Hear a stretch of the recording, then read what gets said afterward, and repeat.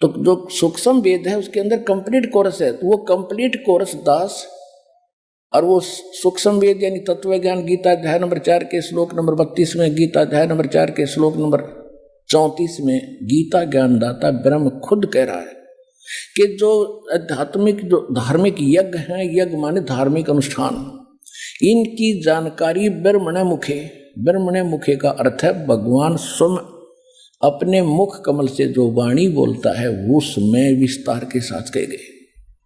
और गीता के अनुवादकों ने यहाँ पर डंडी मार रखी है, यहाँ पर धोखा कर रखा है। इन्होंने ब्रह्मणे मुखे का अर्थ कर दिया वेद की वाणी, चौथे अध्याय के 32वें श्लोक में, ये गलत कर दिया। ब्रह्मणे माने सच्चिदानंद घन ब्रह्म, परम अक्षर ब्रह्म, उसके मुख से बोली हुई वाणी में सब स्पष्ट लिखे।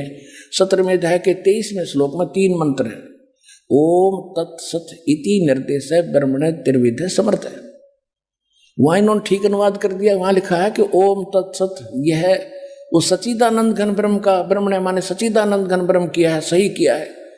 उसके पाने का केवल ये 3 मंत्र का जाप है, नथिंग एल्स। इसी का फाइनल निर्देश है, डायरेक्शन है और कुछ नहीं। तो यहां इन्होंने चौथे अध्याय के 34वें श्लोक में गीता जी में इन्होंने गलत कर दिया, ब्रह्मणे का अर्थ कर दिया वेद की वाणी। मूर्ख कहेंगे। देखिए राजा का अर्थ कोई वेद कर सकता है, संविधान कर सकता है? ब्रह्म का अर्थ वेद नहीं हो सकता, यह मूर्खता का रखेगा। ब्रह्म तो एक राजा है, भगवान है, और वेद उसका संविधान है। राजा का कहीं अर्थ हो, राजा लिखा उसका वेद कोई संविधान अर्थ करके सेंटेंस और अनुवाद करता तो मूर्ख आदमी है।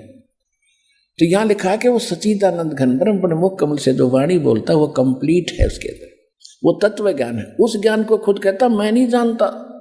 किसी तत्वदर्शी संत से जाकर पूछो, उनको दंडवत प्रणाम करने से, कपट छोड़कर निष्कपट भाव से प्रसन्न करने से वो तत्वदर्शी संत तुझे उस तत्व ज्ञान का उपदेश करेंगे।